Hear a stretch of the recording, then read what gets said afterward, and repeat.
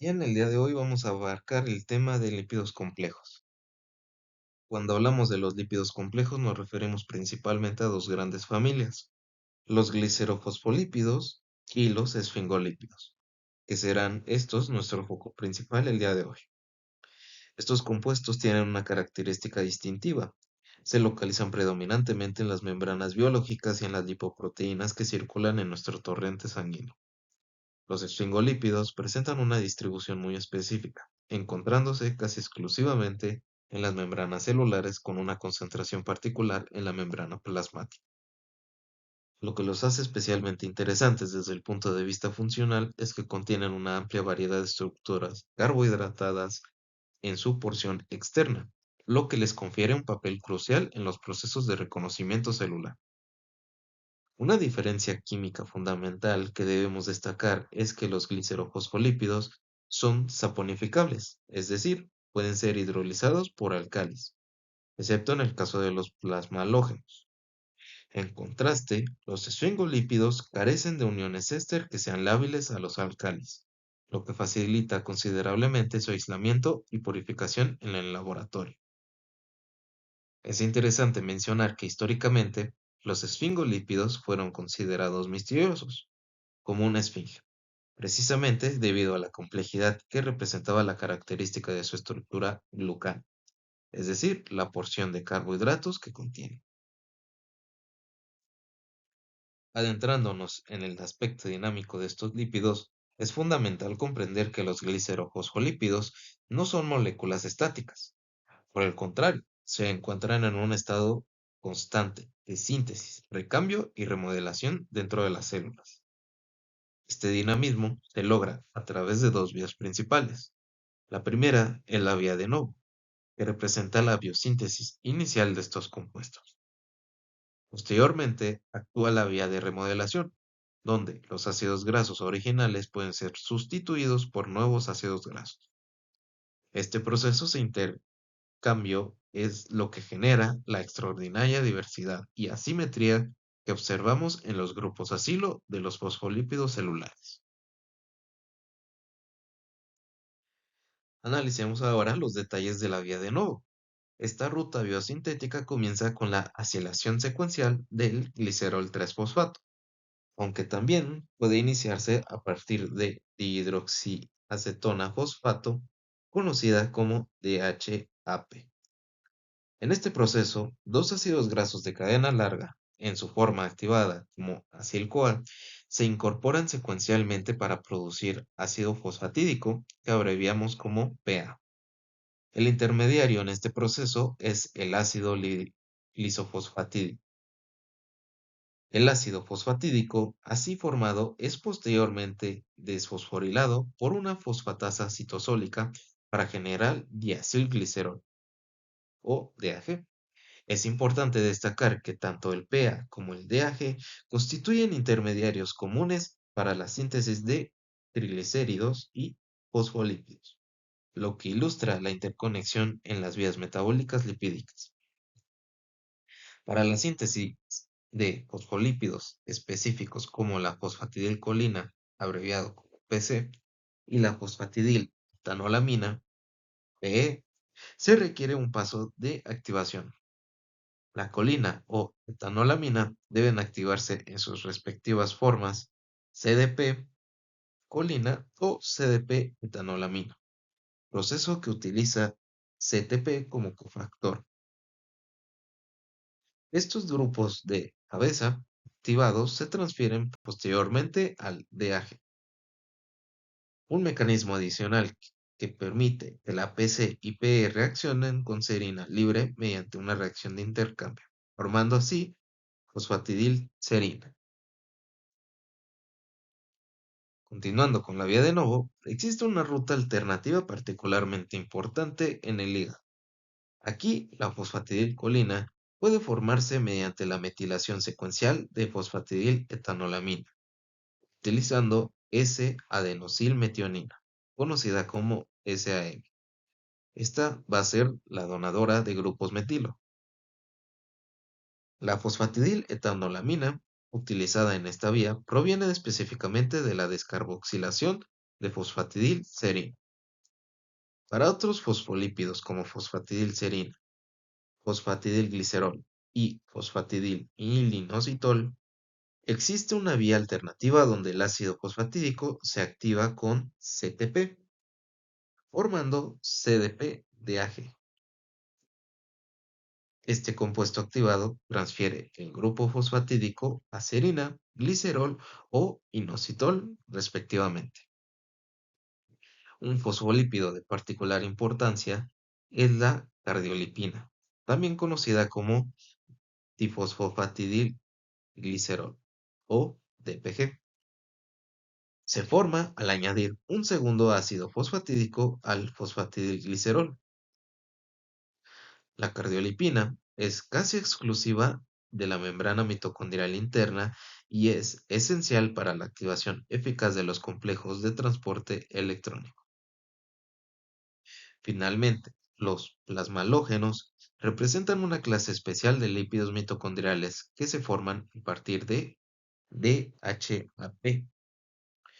Estos son éteres lipídicos que podrían ofrecer protección contra el daño oxidativo en tejidos con metabolismo aerobio activo.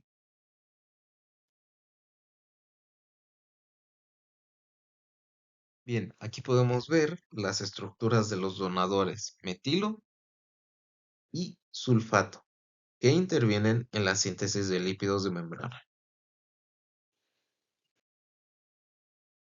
La vía de remodelación merece especial atención por su papel en generar la diversidad y asimetría de los grupos asilo en los glicerofosfolípidos. Esta vía es particularmente crucial para la incorporación de ácidos grasos poliinsaturados en la posición SN2 de los fosfolípidos.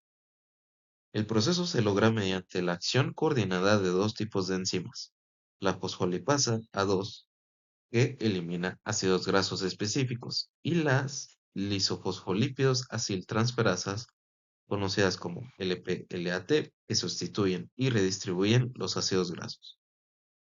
Las fosfolipasas actúan en sitios específicos de la estructura de fosfolípido. Tenemos PLA1, PLA2, PLC y PLD, cada una con especificidad por diferentes enlaces, liberando lisofosfolípidos que pueden degradarse o reacilarse según las necesidades celulares. Un concepto avanzado relacionado con los anclajes de glucosilfosfatidil y inositol, conocidos como anclajes GPI, en donde el fosfatidilinositol es un componente clave de estos anclajes, que fijan proteínas específicas a la membrana plasmática. En este sistema, una cadena de glucano compuesta por glucosanamina y manosa se une al inositol y la etanolamina conecta el glucano al extremo carboxi terminal de la proteína. Las proteínas ancladas a GPI como la fosfatasa alcalina y la acetilcolinesterasa pueden ser liberadas de la superficie celular por la acción de la fosfolipasa C en respuestas a señales reguladoras específicas. Bien, esta sería toda la estructura del anclaje de glucosilfosfatidilinositol, es decir, GPI, y su fijación a proteínas, donde podemos encontrar que tenemos la presencia de galactosa. Por aquí tenemos la presencia de glucosamina, todas estas cadenas de manosa. La PLC es la fosfolipasa C que mencionamos anteriormente. Pasemos ahora a los esfingolípidos, un grupo complejo de lípidos polares anfipáticos. Su estructura fundamental se basa en la esfingosina, que es un aminoalcohol de cadena larga. La característica distintiva de los esfingolípidos, como mencioné anteriormente, es que no son saponificables. Esto se debe a que el ácido graso se une al grupo amino de la esfingosina mediante un enlace amida, que es estable al alcali, a diferencia de los enlaces éster presentes en los glicerofosfolípidos, que sí son saponificables. Su localización principal son las membranas celulares, donde desempeñan un papel fundamental en las funciones de reconocimiento celular. La esfingosina, que constituye el núcleo estructural de todos los esfingolípidos, se forma mediante un proceso que involucra la descarboxilación oxidativa y posterior condensación del palmitato con serina. Una vez formada la esfingosina, un ácido graso de cadena larga se une a un grupo amino mediante un enlace amida, formando lo que denominamos ceramida. Este enlace amida es precisamente lo que le confiere la estabilidad frente a los alcali y distingue fundamentalmente a los esfingolípidos de los glicerofosfolípidos. Los glucoesfingolípidos, también conocidos simplemente como glucolípidos, son esfingolípidos que contienen azúcares unidos covalentemente a su estructura. La variabilidad en la estructura de sus cadenas de oligosacáridos es extraordinaria, y tanto su distribución como su contenido en las células experimentan cambios durante el desarrollo y en respuesta a procesos reguladores. Clasificamos los glucolípidos en tres grupos principales. Primero, los glucolípidos neutros, que contienen únicamente azúcares neutros y aminoazúcares. Los ejemplos fundamentales son la glucosilceramida y la galactosilceramida, que sirven como núcleos estructurales para la construcción de estructuras más complejas. Segundo, los sulfatido, que se forman al añadir un grupo sulfato provenientes del PAPS o 3' fosfoadenosil 5' fosfosulfato a un glucolípido. Un ejemplo típico es el galactosilceramida 3-sulfato. Tercero, los gangliósidos, que son glucolípidos caracterizados por contener ácido siálico, también conocido como ácido N-acetilneuramínico. Ahora, en todos estos casos, el grupo de cabeza polar, constituido por los azúcares, se une a la ceramida mediante un enlace glucosídico en el grupo hidroxilo terminal de la esfingosina. Los gangliósidos merecen una atención especial debido a su complejidad estructural y funcional.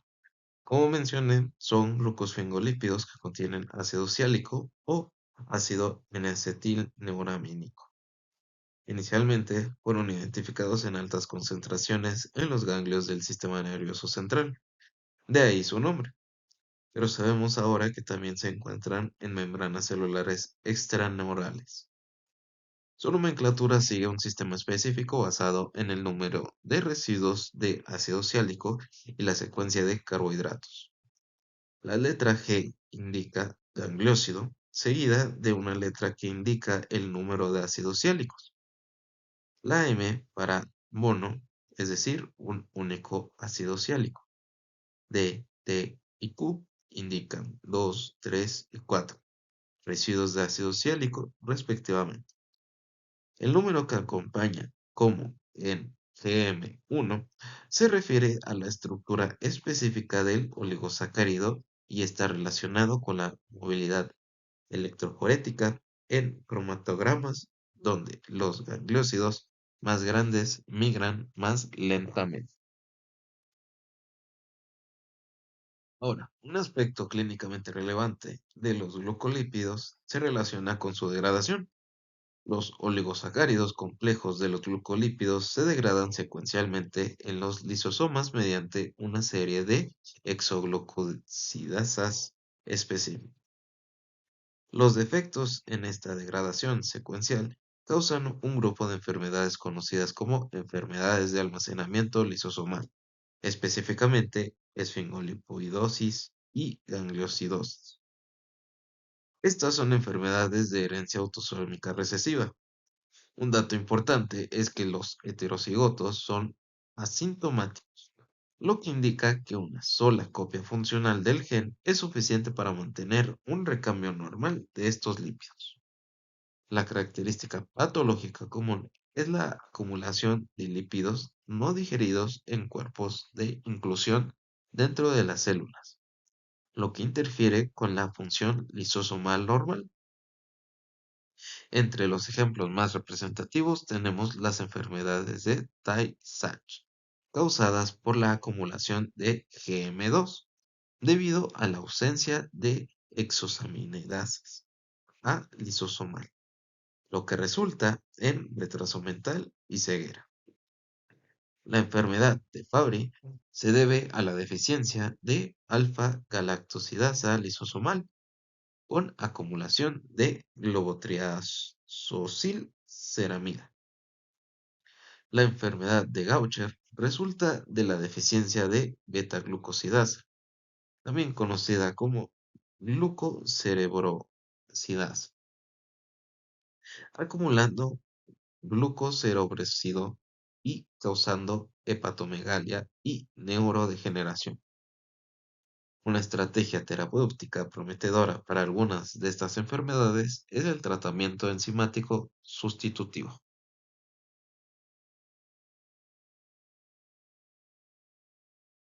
Esta es la tabla de las enfermedades que mencioné anteriormente, donde podemos ver sus síntomas, cuál es el producto principal de almacenamiento que está afectado y cuáles son las enzimas deficitarias que se encuentran. Los antígenos de grupo sanguíneo ABO representan un ejemplo fascinante de la importancia biológica de los carbohidratos complejos. Estos antígenos son hidratos de carbono complejos presentes como componentes de glucoproteínas o glucosfingolípidos en las membranas de las hematíes. El sistema funciona de la siguiente manera. El locus H codifica una fucosiltransferasa que añade fucosa a un residuo de galactosa, formando lo que denominamos sustancia H. El gen A codifica una N-acetilgalactosamina transferasa, que añade N-acetilgalactosamina en el enlace alfa 1,3 a la sustancia H, formando el antígeno de tipo A. El gen B codifica una galactosiltransferasa que añade galactosa en el enlace alfa 1,3 a la sustancia H, formando el antígeno de tipo B.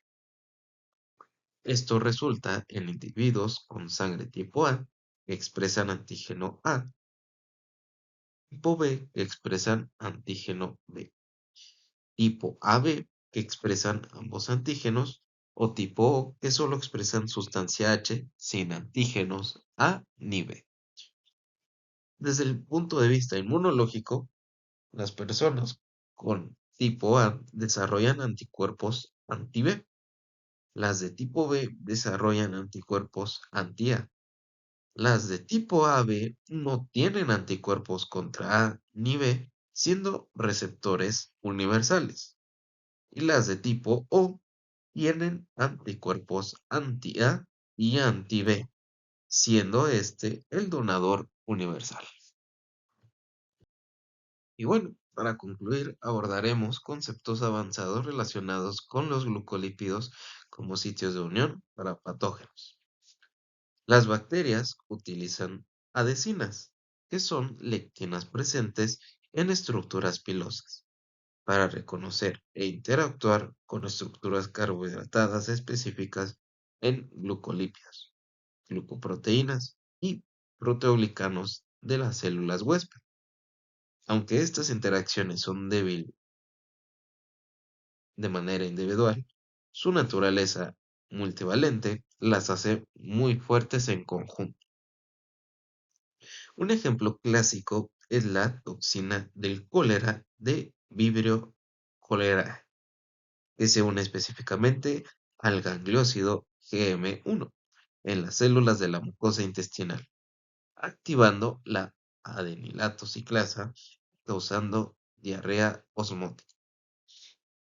La toxina de Shigella dicenteriae se une al glucolípido Gb3 y otras toxinas como la tetánica y la butulínica también utilizan glucolípidos neuronales como receptores. Los antígenos de grupo sanguíneo Lewis constituyen un grupo de estructuras glucano-fucosiladas, donde Lewis A y Lewis B se sintetizan por fucosiltransferasas específicas. Los cambios en la fucosilación de los glucanos se asocian con procesos de diferenciación, desarrollo, carcinogénesis y metástasis. Finalmente, los antígenos de grupo sanguíneo P se expresan en glucoesfingolípidos de la CE globo en hematíes y otros tejidos, y se asocian con la fisiopatología de infecciones del tracto urinario y parvovirus. Con esto concluimos el recorrido por los lípidos complejos, donde destacamos su importancia estructural, funcional y clínica en el organismo. Bien, y como último tema de la sección de metabolismo, vamos a explorar el fascinante mundo de la matriz extracelular, un componente fundamental de nuestro organismo que durante mucho tiempo fue subestimado en su importancia biológica. La matriz extracelular, que abreviaremos como MS, es una red extremadamente compleja de macromoléculas que han sido segregadas por las células y se encuentran ocupando el espacio que existe entre ellas. Durante décadas, los investigadores consideraron a la MEC como un simple andamiaje tridimensional, una estructura de soporte que únicamente servía para organizar tejidos y órganos.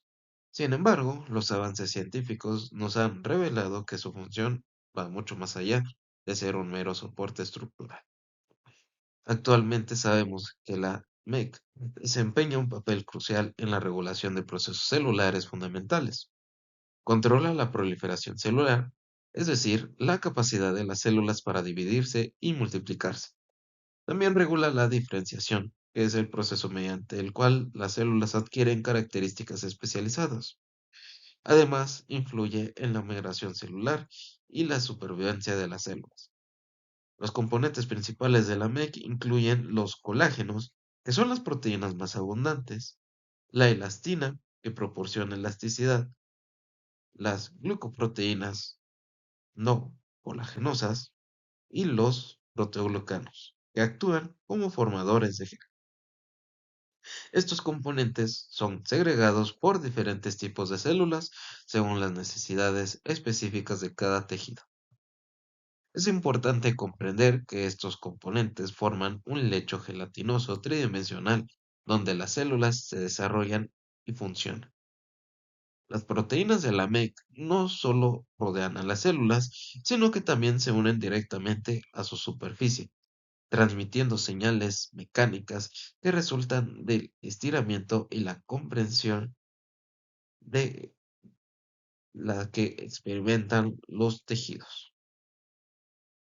La composición de la MEC no es uniforme en todo el organismo. Varía enormemente según el tipo de tejido, la etapa del desarrollo en que se encuentra el organismo y también según el estado patológico. Esta variabilidad es crucial para entender por qué las alteraciones en la MEC se asocian con enfermedades crónicas como la artritis, la aterosclerosis, el cáncer y la fibrosis. Aquí en la imagen de la derecha, en la parte de arriba, tenemos una microfotografía óptica de la matriz extracelular del tejido cardíaco, teñida por el método de microcirrio, en la que se observan las proteínas insolubles de colágeno y elastina. Estas proteínas forman una envoltura que rodea a las células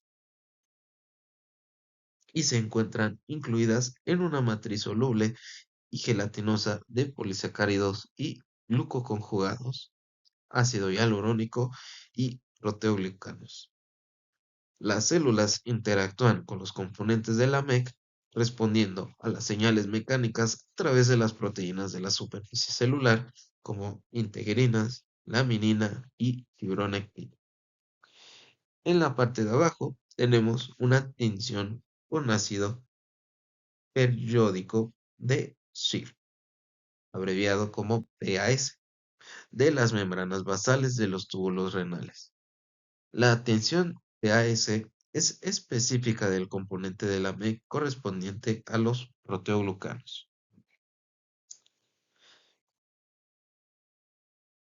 Hacemos con nuestro análisis detallado con los colágenos, que representan la familia de proteínas más abundantes en la matriz extracelular. Los colágenos constituyen aproximadamente el 30% de la masa proteica total del cuerpo humano, lo que los convierte en las proteínas más abundantes de nuestro organismo. Estas proteínas se encuentran distribuidas en todos los tejidos y órganos, aunque en grado variable según las necesidades específicas de cada uno.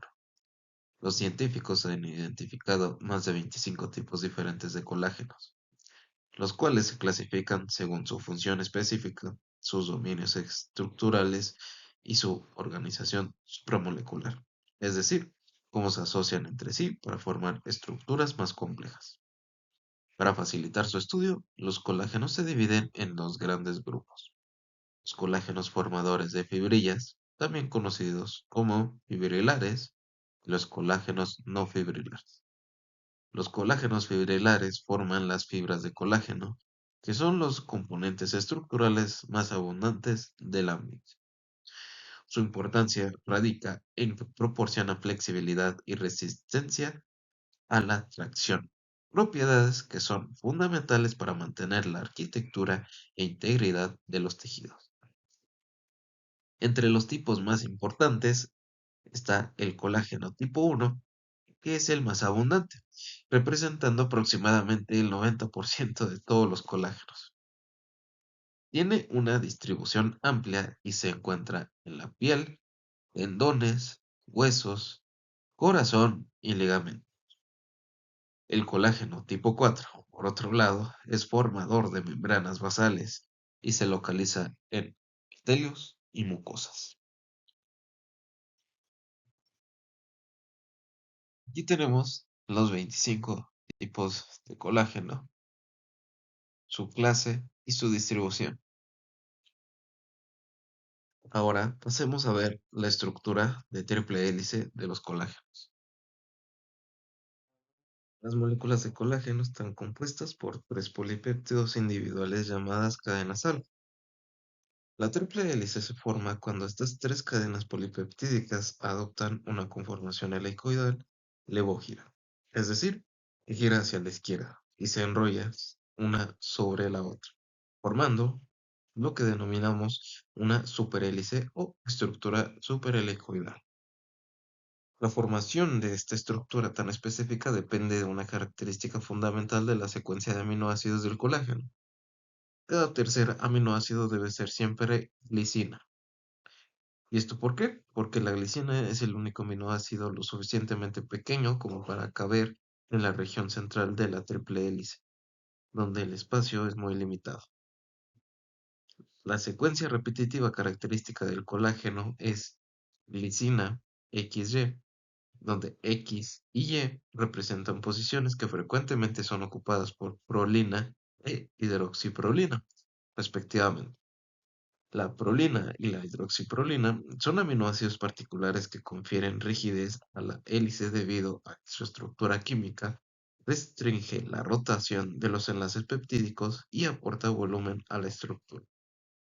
La estabilidad de estas hélices se debe a la formación de puentes de hidrógeno entre los grupos peptídicos amino y carbonilo de cadenas adyacentes. Las cadenas laterales de los aminoácidos que ocupan las posiciones X y Y se extienden hacia el exterior de la hélice, donde pueden formar interacciones laterales con otras hélices triples o con diferentes proteínas. Es importante señalar que cada tipo de colágeno tiene uno o varios dominios de triple hélice, y estos dominios pueden tener longitudes variables según el tipo específico de colágeno. Profundizaremos ahora en los colágenos fibrilares, siendo el colágeno tipo 1 el más abundante y representativo de este grupo. La importancia funcional de estos colágenos radica en que proporcionan una gran fuerza muy contráctil a tejidos como la piel, los tendones y los ligamentos. Esta fuerza excepcional se debe a la presencia de enlaces covalentes que se establecen entre las diferentes moléculas de colágeno. La molécula de colágeno tipo 1 es lo que denominamos un heterotrímero, es decir, está compuesto por tres cadenas polipeptídicas diferentes, dos cadenas alfa 1 de tipo 1 y una cadena alfa 2 de tipo 1. Cada una de estas cadenas tiene aproximadamente 1000 aminoácidos y presenta un dominio de triple hélice que se extiende a lo largo de casi toda su longitud. La formación de las fibrillas de colágeno ocurre cuando múltiples hélices triples se asocian lateralmente siguiendo un patrón específico llamado alineación escalonada en cuadrantes. Esta disposición escalonada es la responsable del aspecto característico en bandas que observamos cuando examinamos las fibrillas de colágeno en los tejidos conjuntivos bajo el microscopio. La estabilidad de estas fibrillas se mantiene mediante dos tipos de fuerzas: las fuerzas no covalentes, que son interacciones débiles pero numerosas, y los entrecruzamientos intercatenarios, que son enlaces covalentes más fuertes derivados de residuos de lisina que han sido modificados químicamente. Los colágenos no fibrilares constituyen un grupo mucho más heterogéneo y complejo que los fibrilares.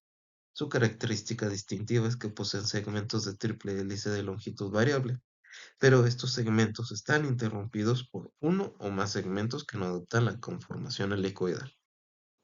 Este grupo incluye varias subfamilias importantes. Primero tenemos los colágenos de las membranas basales representados por las familias de colágeno tipo 4. También encontramos los colágenos FACIT, que significan colágenos asociados a fibrillas con triples hélices interrumpidas. Además, existen colágenos transmembrana que atraviesan las membranas celulares y las multiplexinas, que son colágenos con múltiples dominios triple helicoidales separadas por interrupciones. Muchos de estos colágenos no fibrilares tienen la función de asociarse con colágenos fibrilares para formar estructuras más complejas, como microfibrillas y estructuras en forma de malla o red. Un ejemplo particular importante es el colágeno tipo 4, que se ensambla para formar una estructura reticular flexible en forma de malla en las membranas basales. Las membranas basales son capas extremadamente delgadas de matriz extracelular que se encuentran en la cara basal de las células epiteliales y alrededor de otros tipos celulares como los miocitos. Las funciones de las membranas basales incluyen el anclaje de las células al tejido conjuntivo subyacente y la filtración selectiva de moléculas. Las interrupciones en el dominio helicoidal del colágeno tipo 4 impiden la asociación continua de las hélices triples, lo que las fuerzas formar una estructura en enrejado flexible. Es importante mencionar que las alteraciones en el colágeno tipo 4 de las membranas basal renal pueden causar enfermedades glomerulares graves, como lo son el síndrome de Alport, que afecta la función renal. La síntesis de la mayoría de los colágenos fibrilares sigue la vía secretora constitutiva de las células, comenzando en el retículo endoplásmico rugoso. Las cadenas alfa de colágeno se sintetizan como precursores más largos denominados procadenas alfa o moléculas preprocolágeno. El preprocolágeno posee una secuencia señal hidrofóbica en su extremo amino terminal que facilita la unión de los ribosomas al retículo endoplásmico rugoso. La modificación posttraduccional comienza inmediatamente con la eliminación de este péptido señal, produciendo lo que denominamos procolágeno. Durante la síntesis en el retículo endoplásmico, tres hidroxilasas específicas añaden grupos hidroxilo residuos específicos de prolina y lisina, formando 3-hidroxiprocilina y 4-hidroxiprolina, y también delta hidroxilisina. Estas reacciones de hidroxilación son fundamentales para la estabilización del colágeno. Es crucial destacar que estas hidroxilasas requieren ascorbato, conocido como vitamina C, como cofactor esencial. También ocurre glucosilación durante esta etapa. Las galactosiltransferasas y glucosiltransferasas añaden residuos de galactosa y glucosa a la hidroxilisina mediante enlaces o glucosídicos. Adicionalmente, ocurre glucosilación N-terminal en residuos específicos de asparaginina. Los colágenos no fibrilares tienen más dominios no helicoidales y experimentan una glucosilación más extensa que los fibrilares. Durante esta etapa también se forman enlaces disulfuro intracatenarios e intercatenarios en los dominios carboxiloterminales, lo que facilita la asociación correcta y el plegamiento de las tres cadenas peptídicas en la conformación de triple hélice. En este punto, el procolágeno es aún soluble y contiene extensiones no helicoidales tanto en sus extremos aminoterminales como carboxiloterminales. Bien, en esta imagen tenemos la biosíntesis y transformación posttraduccional del colágeno. La formación de las fibrillas de colágeno es un complejo proceso que consta de varios pasos y que comienza con la transcripción del ARN mensajero de la cadena alfa del colágeno en el núcleo. El ARN mensajero del colágeno es transportado al citoplasma para poder llegar así a asociarse en el retículo endoplásmico rugoso. Una vez en el RER, se produce la traducción de los polipéptidos llamados preprocolágenos en esta etapa, lo que incluye los propéptidos de los extremos aminoterminal y carboxiterminal. Durante su estancia en el RER, los polipéptidos son modificados mediante la hidroxilación de prolinas y lisinas específicas dependientes de la vitamina C. La glucosilación por adición de enlaces N y O y la formación de enlaces intercatenarios y disulfuro de los extremos N y C. Los polipéptidos de cadena alfa se asocian para formar moléculas de procolágeno de tres hebras, que son estabilizadas por enlaces de hidrógeno intercatenario y por la asociación con proteínas chaperonas, como la proteína de choque térmico 47, ¿cuál es la que se da aquí? Las moléculas solubles de procolágeno son transportadas al aparato de Golgi. Aquí. Entonces, se van a empaquetar en vesículas secretoras. Las vesículas secretoras que contienen procolágenos son transportadas a la superficie de las células por medio de un proceso que depende de los microtúbulos y de las proteínas motoras asociadas. A continuación, se produce la exocitosis de las moléculas de procolágeno y la consiguiente excisión de los propéptidos no helicoidales de los extremos N y C por medio de proteinasas de los extremos N y C. Seguidamente, las moléculas de colágeno se autoensamblan para formar fibrillas de colágeno, lo que sucede característicamente en entrantes presentes en la superficie celular. Las fibrillas se estabilizan mediante la formación de enlaces cruzados covalentes, un proceso mediado por la oxidasa, aunque eso no se muestra en esta imagen, que es lo único que le veo mal. Pero bueno, continuando. Si no les quedó muy claro la parte de la imagen, de todas formas, continuando la explicación con el proceso de síntesis, después de que el procolágeno se ensambla en su conformación de triple hélice, es transportado desde el retículo endoplásmico rugoso hacia el aparato de Golgi. En el aparato de Golgi, el procolágeno es empaquetado en vesículas secretoras especializadas y posteriormente exportado al espacio extracelular mediante el proceso de citosis. Una vez en el espacio extracelular ocurre una etapa crítica.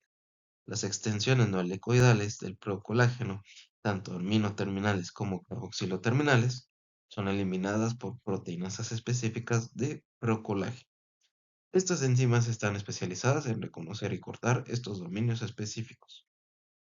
Después de estos procesamientos, las moléculas de colágeno maduro, que anteriormente se denominaban pro- procolágeno, tienen la capacidad de autoensamblar espontáneamente en fibrillas de colágeno insoluble. La estabilización de estas fibrillas depende de la formación de entrecruzamientos intermoleculares derivados de aldehídos.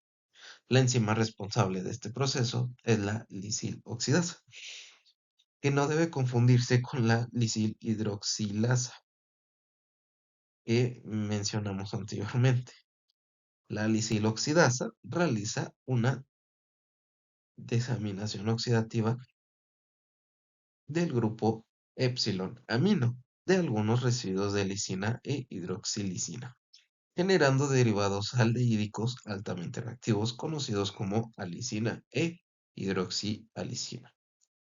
Estos grupos aldehído forman productos de condensación aldólica y enlaces de base de Schiff, también llamados enlaces imino, con grupos aldehído o aminopresivos. Esto genera una red extensa de entrecruzamientos tanto intramoleculares como intermoleculares. La formación de estos enlaces cruzados es una determinante principal de las propiedades mecánicas y las fuerzas tensil de los tejidos. La inhibición de la lisiloxidasa puede causar natirismo, una enfermedad dietética caracterizada por deformaciones de la columna vertebral, luxaciones articulares y formaciones de aneurismas.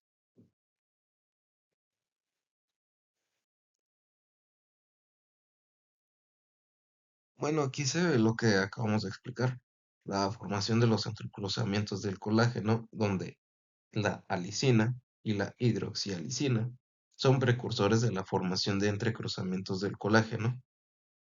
Por lo que vemos acá sería la condensación aldólica y aquí en esta parte sería por intermediarios de base de Schiff o los que se conocen como imina.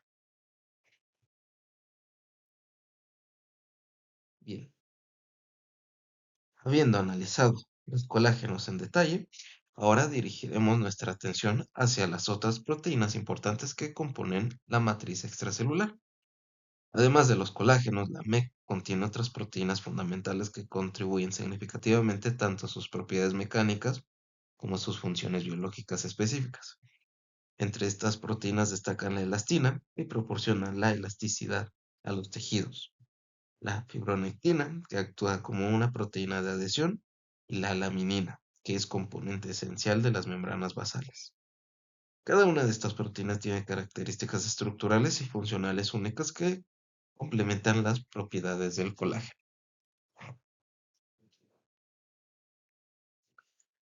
La elastina es una proteína fundamental que contribuye a la flexibilidad y la extensibilidad de tejidos que requieren estas propiedades, como los vasos sanguíneos, los pulmones, los ligamentos y la piel. A diferencia de los colágenos, que tienen múltiples genes, existe un núcleo gen para la elastina en el genoma humano. Estructuralmente, la elastina es rica en glicina y prolina, similar al colágeno, pero presenta una característica distintiva. Es considerablemente más hidrofóbica que el colágeno, con un residuo de valina por cada 7 aminoácidos aproximadamente. Una diferencia importante con el colágeno es que la elastina carece de hidroxiprolina, hidroxilisina y cadenas de hidratos de carbono. Además, no presenta una estructura secundaria irregular como la triple hélice del colágeno. La estructura primaria de la elastina se organiza en dominios hidrofílicos e hidrofóbicos alternados. Los residuos de lisina presentes en la elastina participan en el entrecruzamiento intermolecular similar a lo que ocurre en el colágeno. Las propiedades elásticas de esta proteína se deben a las interacciones débiles que se establecen entre los residuos de valina en los dominios hidrofóbicos. Estas interacciones permiten que las proteínas se estiren y luego regresen a su conformación original. La lisil oxidasa también actúa sobre la elastina, pero en este caso forma entrecruzamientos únicos llamados de piridina, específicamente desmosina o isodesmosina. Estos entrecruzamientos son característicos de la elastina y no se encuentran en el colágeno. Debido a la naturaleza de este entrecruzamiento, la elastina puede estirarse en dos dimensiones, lo que le confiere sus propiedades elásticas excepcionales.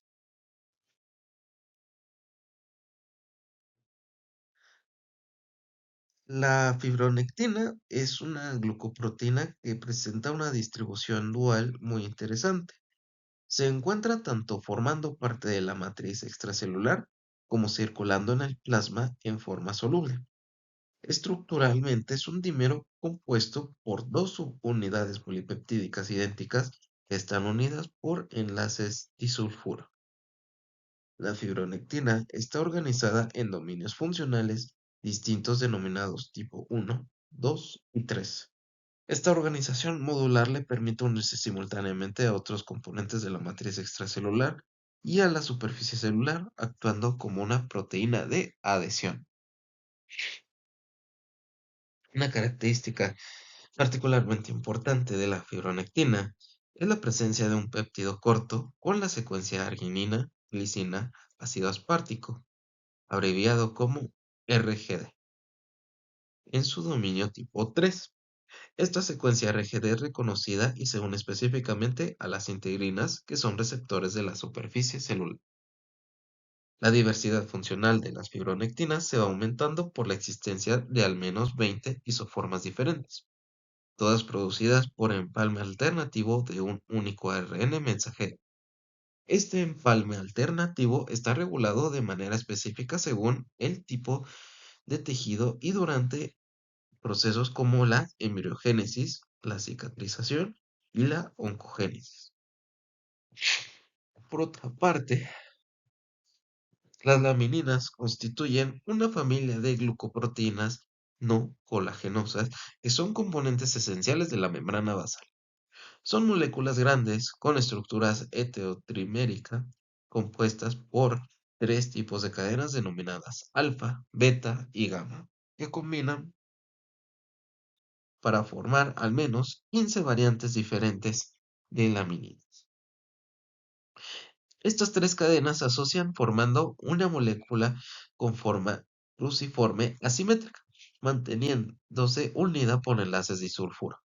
Las lamininas tienen la capacidad de experimentar autoensamblaje reversible para formar polímeros, contribuyendo así a la formación de la red en forma de malla característica de la membrana basal.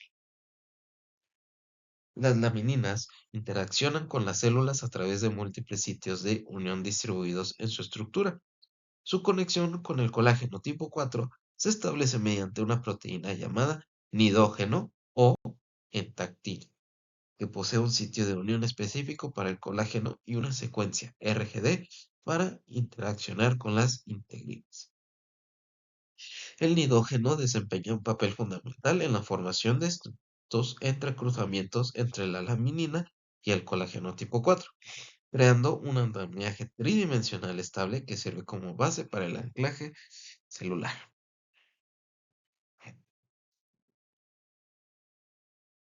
Ahora analizaremos los proteoglucanos, que representan los componentes formadores de gel de la matriz extracelular.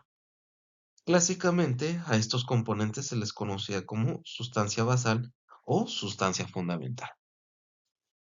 Los proteoglucanos son macromoléculas complejas compuestas por proteínas centrales a las cuales se unen covalentemente glucosaminoglucanos, abreviados como GAG. Esta unión covalente es lo que distingue a los protoglucanos de otras glucoproteínas. Una característica distintiva de los protoglucanos es que sus cadenas peptídicas suelen ser más rígidas y extendidas que las de las glucoproteínas convencionales.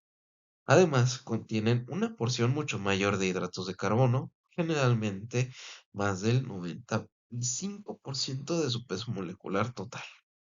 Los proteoglucanos presentan una diversidad estructural asombrosa en cuanto al número de glucosaminoglucanos que pueden tener unidos. Esta diversidad va desde proteoglucanos pequeños como la decorina, que tiene un solo GAG unido, hasta proteoglucanos enormes como el agrecano, que puede tener más de 200 GAG unidos a su proteína central. Esta variabilidad en el número de GAG unido determina las propiedades físicas y funcionales específicas de cada proteoglucano. Para comprender completamente los proteoglucanos, debemos analizar en detalle los glucosaminoglucanos, que son sus componentes polisacáridos fundamentales. Los glucosaminoglucanos son oligosacáridos lineales y no ramificados que son considerablemente más largos que los oligosacáridos de glucoproteínas convencionales, con más de 100 residuos de azúcar en una sola cadena. La estructura de los GAG se basa en la repetición de una unidad de disacárido. Esta unidad repetitiva está generalmente formada por un ácido urónico y un aminoazúcar. La excepción a esta regla es el queratán sulfato, que tiene galactosa en lugar de ácido urónico. Una característica fundamental de los GAG es que son polianiónicos, es decir, poseen múltiples cargas negativas debido a los numerosos grupos carboxilo presentes en los ácidos urónicos y a los grupos sulfatos unidos a diferentes posiciones. El aminoazúcar puede ser glucosamina o galactosamina y generalmente se encuentra en acetilado. En algunos GAG, como la heparina, también puede estar sulfatada. El ácido urónico suele ser ácido de glucurino o ácido L-hidrurónico. Con excepción del ácido hialurónico y del queratán sulfato, todos los GAG se unen a la proteína central mediante un núcleo trisacárido específico compuesto por galactosa, silosa, que se une a un residuo de serina o trionina de la proteína. El ácido hialurónico es el único entre los GAG porque es el único que no está unido a una proteína central y además posee las cadenas de polisacáridos más largas de todos los glucosaminoglicanos. La importancia funcional de los GAG radica en que sus cargas negativas les permite la unión de grandes cantidades de cationes monovalentes y divalentes, lo que a su vez atrae agua hacia la matriz extracelular. Este fenómeno causa hinchamiento y rigidez de la matriz, generando una tensión constante entre las fuerzas osmóticas y las interacciones de unión entre los protoglucanos y el colágeno.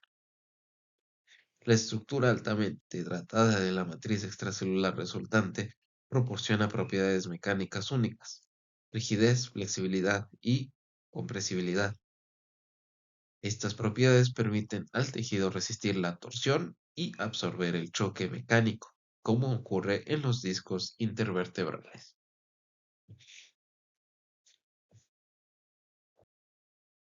Lo que podemos ver aquí es la estructura del agrecano.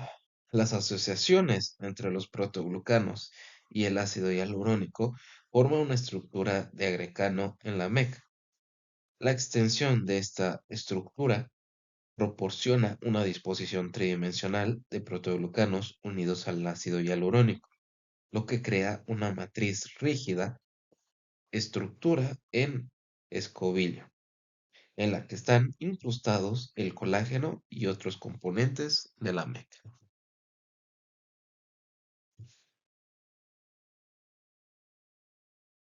La síntesis de los proteoglucanos es un proceso complejo que requiere la participación coordinada de múltiples enzimas especializadas, incluyendo glicosiltransferasas, epimerasas y sulfotransferasas. El proceso de síntesis comienza con la formación del trisacárido de la región central, compuesta por silosa, galactosa y galactosa en ese orden, mientras la proteína central se encuentra aún en el retículo endoplásmico rugoso. La síntesis del oligosacárido de repetición y otras modificaciones químicas tienen lugar posteriormente en el aparato de Golgi, donde se localizan las enzimas especializadas necesarias para estas reacciones. Cada etapa del proceso de síntesis implica la participación de enzimas distintas y específicas, lo que permite un control preciso de la estructura final del proteoglucano. Un cofactor esencial en este proceso es el 3'-fosfoadenosina 5'-fosfosulfato, abreviado como PAPS, que actúa como donador de sulfato para las sulfotransferasas que añaden grupos sulfato a posiciones específicas de los GAG. La degradación de los proteoglucanos ocurre exclusivamente en los lisosomas mediante un proceso altamente regulado y secuencial. La porción proteica de los proteoglucanos es degradada por proteasas lisosómicas específicas. Paralelamente, las cadenas de glucosaminoglucanos son degradadas secuencialmente por una serie de hidrolasas ácidas lisosómicas diferentes, que incluyen exoglucosidasas específicas y sulfatasas. Cuando existe un defecto en alguna de las enzimas responsables de la degradación secuencial de los GAG, el proceso se detiene en el punto de defecto enzimático. Como consecuencia, las moléculas que no pueden ser degradadas completamente se acumulan en el lisosoma. Estas enfermedades por depósito lisosómico se conocen colectivamente como mucopolisacaridosis, abreviadas como MPS. Existen más de una docena de tipos diferentes de MPS, cada una causada por defectos específicos en la degradación de diferentes GAG. El diagnóstico de las mucopolisacaridosis se realiza mediante dos aproximaciones principales: la identificación de cadenas de GAG específicas en la orina del paciente y el análisis de las actividades de hidrolasas específicas en leucocitos o fibroblastos. Ejemplos importantes de estas enfermedades incluyen el síndrome de Hunter, causado por deficiencia de la enzima hidronato sulfatasa, y el síndrome de Hurler, causado por la deficiencia de alfa-hidroxidasa.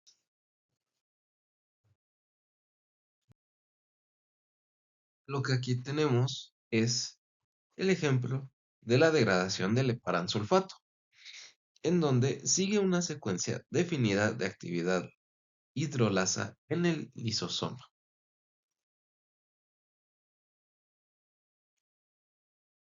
Para concluir el tema, analizaremos cómo las células se comunican con la matriz extracelular, un proceso fundamental para la función tisular normal. Diversos receptores especializados de la superficie celular median las complejas interacciones entre las células y la matriz extracelular. Entre estos receptores, las integrinas representan las formas más ubicuas y mejor estudiadas. Las integrinas son proteínas heterodiméricas compuestas por cadenas alfa y beta. Hasta la fecha se han identificado más de 20 heterodímeros funcionales diferentes, cada uno con especificidad y ligandos específicos. La combinación particular de cadenas alfa y beta determina la especificidad del receptor, es decir, a qué ligando específico de la matriz extracelular se va a unir cada integrina. Estas interacciones con componentes de la MEC, como la fibronectina y la vitronectina, presentan dependencia de cationes divalentes para su funcionamiento óptimo. Las integrinas ocupan una posición estratégica que les permite transmitir señales físicas o mecánicas desde la matriz extracelular hacia el interior de la célula. Estas señales pueden distribuirse a través del citoesqueleto y eventualmente modular la expresión génica. Una característica importante de las integrinas es que, a diferencia de muchos otros receptores, no poseen actividad enzimática intrínseca. Sin embargo, se asocian con proteínas sinasas citoplasmáticas específicas, como la sinasa de adhesión focal y la sinasa SRC. La activación de las integrinas inicia una cascada enzimática compleja a través de estas sinasas asociadas, lo que induce cambios significativos tanto en el comportamiento celular como en los patrones de expresión génica de la célula. Esta comunicación bidireccional entre las células y la matriz extracelular es fundamental para mantener la homeostasis tisular y coordinar las respuestas celulares a los cambios en el ambiente extracelular. Y con esto ya concluimos nuestro recorrido por la matriz extracelular, desde su composición molecular hasta sus mecanismos de comunicación con las células. Hemos visto cómo esta estructura compleja no es simplemente un andamiaje pasivo, sino un componente dinámico y regulador esencial para la función tisular. Y ya con esto concluiríamos toda la parte de metabolismo de la materia de bioquímica.